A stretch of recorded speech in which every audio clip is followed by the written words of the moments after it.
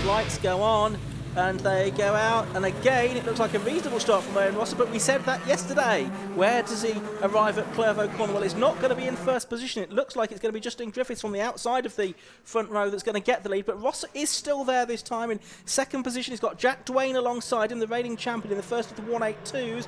One or two of the cars getting into the edge of the gravel trap. I can hear some tyre squeal as the cars go through Hawthorne as well, but I think they've all made it more or less intact, and it is the car from the outside of the front row of the grid then. Justin Griffiths that has the lead. Owen Rosser has made a decent start this time. Gareth Tansey, number 26, hasn't got out this time as there's the challenge on for the lead down at Tower Corner. It looked like Owen Rosser was trying to go through ahead and past Griffiths, but he couldn't make it through. The top two pulling away from the third place car, Josh. That's right, and it's Chris Keir that's got into third from fifth on the grid, so a good start from him. He's the best of the 182s, but it's the 2197 type cars that get in away up front. Justin Griffiths and Owen Rosser. Rosser on best lap time, was 7 tenths quicker than anybody yesterday in the K-Tec Racing liveried car. Novice cross on the back, his first ever car race yesterday. There's Jack Dwayne, he's fourth. Fifth is Nick Harrison, and sixth is yesterday's winner, Scott Edgar. But Jack Dwayne using all the road there out of Sunny, out over the Croft a little bit. He's got time to make up because Chris Keir is way ahead of him, and pretty much everybody else arrives en masse at the complex, and one of the cars has got a bumper flailing, so there was obviously a bit of contact at the opening lap. But here come the leaders then. Chris Keir, is he starting to catch the 2197s, I wonder, up front? 15-minute race this, of course. Leaders over the line to complete lap number one is Justin Griffiths from Owen Rosser, newcomer to racing, in second position. And then a gap back to third place, and Christopher Keir, who locked up massively but got through the corner okay. Jack Dwayne fourth, and then the rest of them all streaming through behind a mixture of the 197s and the 192s. There's the car with the deranged bumper. It's Olivier Algieri from Kart Racer, having his first weekend of car racing. There is the 31 car, which is that of Chris Page from Burnham-on-Crouch. There go the leaders, streaming down towards Tower Corner. In fact, the lead's already out of Tower Corner. There you can see the 33 car going through of Nick Brady, who finished 7th in yesterday's races, is in 10th position at the moment as we're working lap 2 of this race. There we can see the Nick Harrison 111 car just ahead of yesterday's race winner, number 40, Scott Edgar, who had that first victory after quite a few years of trying.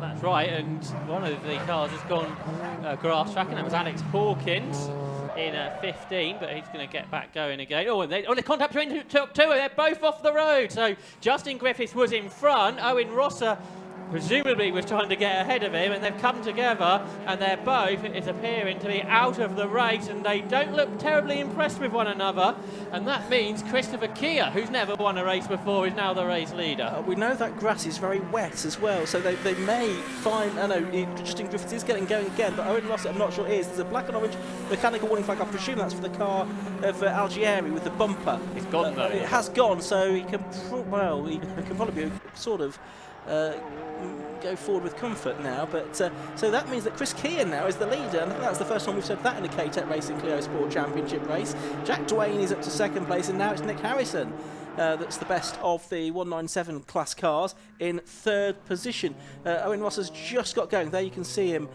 leaving the complex now, but it took him a while, I think, to get off the wet grass. Yeah, I don't think he particularly attempted it to start with, and then realised he could get back going. Justin Griffiths did it sooner. He's heading for the pit lane then. Right, okay, it's a real shame. Lots of pace here at Croft, but no real result has come from it. So it's Keir that leads by a couple of seconds, but Jack Dwayne has gone faster by a very small margin, 138.25. And Nick Harrison's the only Class B 197 really left up front. He's in third, and Scott Edgar fourth. And we're watching the teammates there go through. That was Ben Swift and Charles Shelbourne. Just got a glimpse there of Justin Griffiths, who's rejoined. But here are the leaders, and a gap of a couple of seconds. I think Chris Keir went well at the end of last year at Snetterton, where he was in that lead battle, but now he's sort of picked that pace up even further. Here's Nick Brady coming up the inside, former British Drift Championship competitor, so this is quite different, I suspect.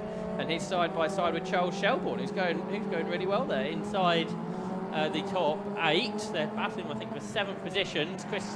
Nick Brady, who's lost a mirror in all of this, dives up the inside but runs out wide. So Shelbourne comes back through, and this is going to bring Darren Ransom and Chris Lawrence into the battle. So there'll be 4 cars all pretty much together into Clairvaux on the 4th lap of this race. On the outside then, Ransom trying to get past Brady, but Brady on the inside will be able to hang on, and this could allow Chris Lawrence to gain a position on the inside of Darren Ransom. But no, they stay in the order that they appeared in into Clairvaux, really. So 9th for Ransom, 10th for Lawrence.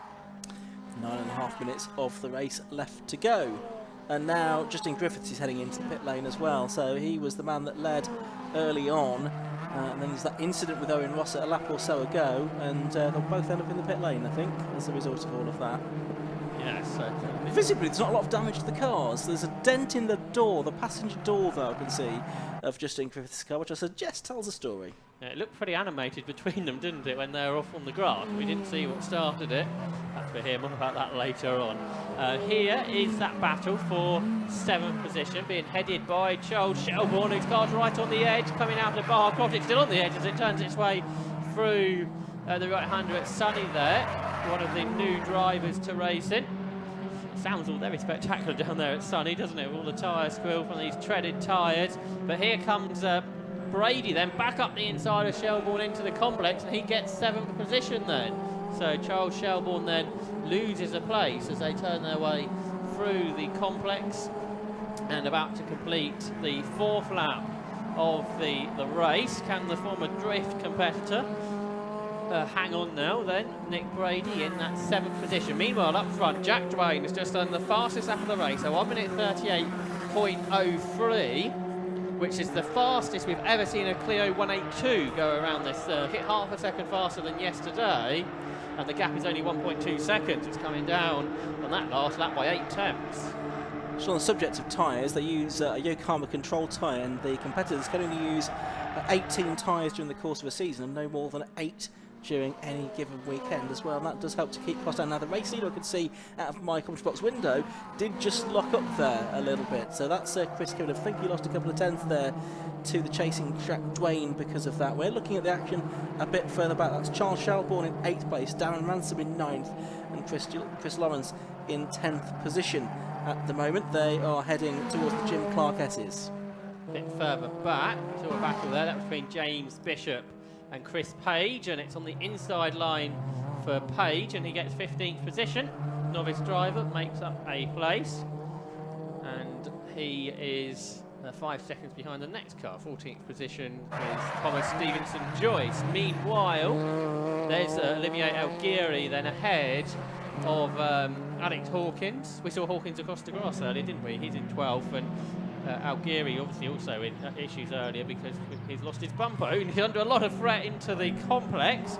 Locking up there was Alex Hawkins, but he managed to avoid contact and stays there in P12. Just behind them, Stephen Richardson in the number 7 car, 44-year-old graphics designer. Started racing in 2017, but yes, is that tyre rub on the bodywork there? I suspect it might be on the Hawkins car. I looked at it, and there was a bit of a touching going on through the hairpin as well. So I think Alex Hawkins has been getting involved during the course of this race. Almost everybody on that previous lap just did their personal best laps of the race, interestingly. Apart from Jack Dwayne and Nick Harrison, 2nd and 3rd, and also Ben Swift in 6th place. Here is Nick Harrison under pressure from yesterday's winner, Scott Edgar. And he's trying to challenge. He started 8th, he's up into 4th place. Nick Harrison took a very different line into Tower. Is that going to affect his exit? Not too badly, I don't think. And then Tim Bentley and Ben Swift behind. Ben Swift, another new driver to race in, really. Running there in 6th position, in a great position for the ex-Carter. Interesting to see quite a few Carters coming through into the Clio series. The only Clio category now, of course, in the UK, now that the Renault Sport are pulled out of competition championships. And it seems to attract more and more really quick drivers. It certainly does. Great fields of cars. We have always very close racing in the K-Tec Racing Clio Sport Championship. It's been renowned for that down the years.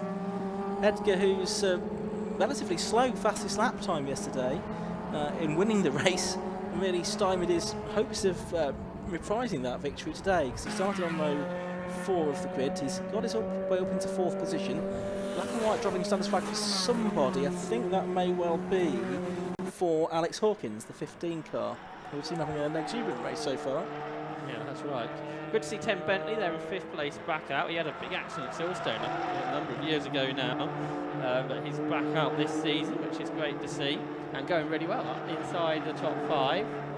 And he turns his way out of the chicane, still in chase of Scott Edgar. And then behind them, Ben Swift started to be caught by Nick Brady, who pulled away from that 7th place battle, which is now really a battle for 8th. Now he's got to the head of it, and now Tim Bentley is challenging Scott Edgar up the inside. Didn't work out for him, but it seemed to come from nowhere really, and he was challenging up the inside, but he couldn't find a way through on what is lap 7 of this race. 22, Chris Keir then is the leader. Number 1, Jack Dwayne in 2nd. 111, Nick Harrison is 3rd. 40, Scott Edgar 4th. 4, Tim Bentley is 5th. And 47, Ben Swift is 6th, with just under 4 minutes of this K-Tec Racing Clear Sport Championship race left to go. On the live stream, we're watching number 40, Scott Edgar, in 4th position, yesterday's race winner, just ahead of number 4, Tim Bentley. He's lost ground to Nick Harrison in the 197 car, different specification of car over recent laps. And behind Tim Bentley, you've got Ben Swift turning his way through the complex now. The 2 leaders, Keir and Dwayne, they're about 6 seconds clear of anybody else, and the gap between them was 1.2 seconds Keir to Dwayne at the beginning of the lap that they've just now completed, and that gap has come down to 0.94 seconds because Jack Dwayne has done the fastest lap of the race, a 1:37.94. Probably 2 laps left to go, I would think, Josh. When they crossed the line, they had, 3 minutes and 25 to go. So it's just like yesterday, it's going to be right on the edge whether we have 9 or 10 laps. And we'll have to look out for a last lap board. But yeah, that gap's come down then to 9/10 of a second. It was a couple of seconds, wasn't it, at the start of the chase for Jack Dwayne. So it's been a long, hard race of trying to bring that gap down. Meanwhile, battle for 8th position comes out of the chicane, which Darren Ransom head, Charles Shelbourne and Chris Lawrence. I think they've been together pretty much the whole race. There's a lock-up ahead of them. It's more than a lock-up. It's the number 47 car of Ben Swift that's off. He was in 6th position, of course, but he's overcooked things, I'm afraid, at Tower Corner. He's lost the front bumper on the car as well. And Ben, with Novice Cross there on the back of the car, you can see.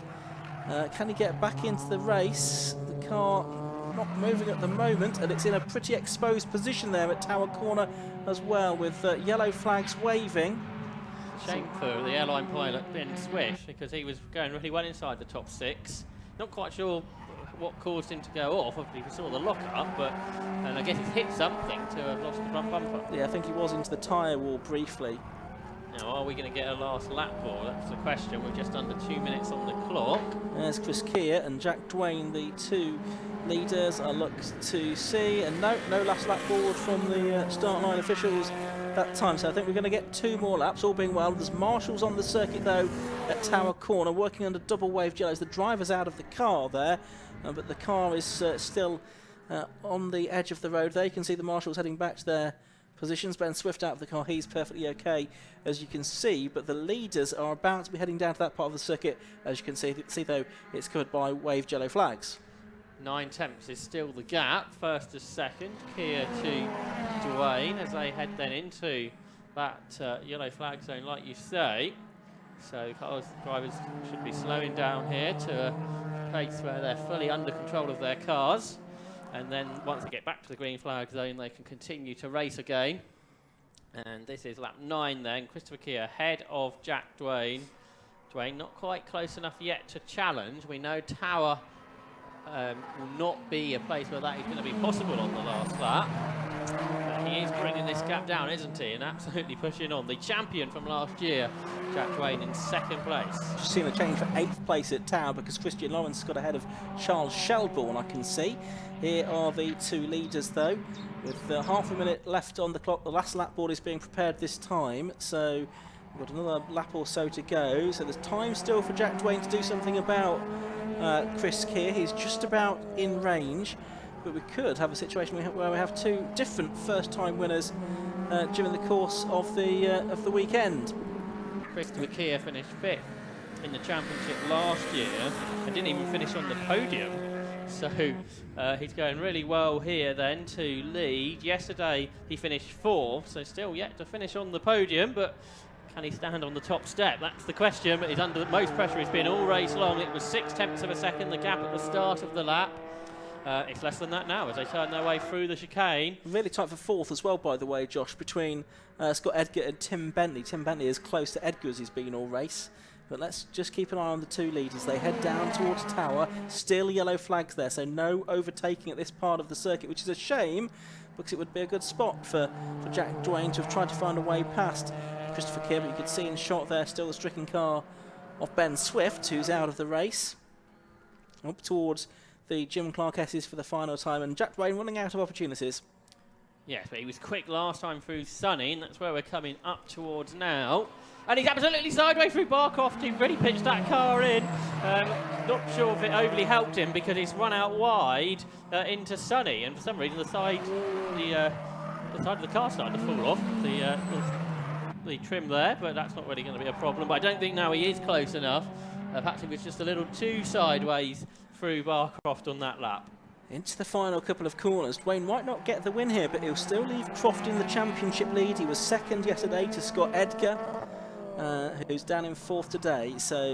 And Chris Keir yesterday finished 4th. So the 1st and 4th for the 2 winners. 2 second places, 2 solid results for Jack Dwayne. Should give him the championship lead. Checkered flag waves though, and it's Chris Keir flashing the lights to signify his first race win in the K-Tec Racing Clio Sport Championship. He beats Chris Keir by only a matter of 0.1 of a second. Nick Harrison, it is 3rd in the first of the 197-200s. 4th does go the way of Scott Edgar. 5th to Tim Bentley, and 6th to Nick Brady. And then it's Darren Ransom, isn't he, who comes through in 7th. He'd got away from Chris Lawrence at the end, who got past Charles Shelbourne. And then Olivier Algueri should complete the top 10 in his first weekend in cars, the former British Kart Championship competitor. And battles all the way through the field. A good one right near the back, coming round the hairpin now. And at the front of that group, it's 65, which is Andy Bennett, novice driver, who's just going to beat Gareth Tansey to 16th position, with Alan Peterson and Jamie Flynn also involved in that battle. So it shows you whatever speed you are in the Clio Sport Championship, there's plenty of people you're going to find to race. Yeah, and 1:37.94 the best lap in that race for Jack Dwayne, which was about 7/10 slower than Owen Rosser yesterday in a different specification of car, of course. But 6/10 quicker than the 182 lap record. Yeah, absolutely. Let's have a look at the results at the end of that 15-minute race for the K-Tec Racing Clio Sport Championship, in which 10 laps were completed by the race winner, which was number 22, Christopher Keir. Second, number 1 was Jack Dwayne. Third, number 111, Nick Harrison. In 4th, number 40, Scott Edgar. Tim Bentley was 5th in car number 4. 6th to 33, Nick Brady. Darren Ransom, 7th in car 30, 3 places higher than yesterday. 8th, number 56, Chris Lawrence. He got the better in the end of number 48, Charles Shelbourne, in their battle. And then 10th was Olivier Algieri. Further back, Stephen Richardson was 11th in car 7. Alex Hawkins, an eventful race, to 12th place in number 15.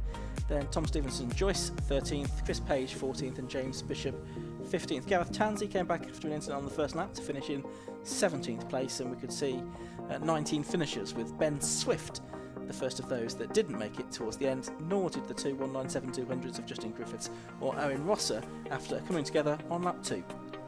And obviously the race could have been very different with that. That's the real story, isn't it? With the top 2 drivers making contact and going off, and both in contention for their first ever victories.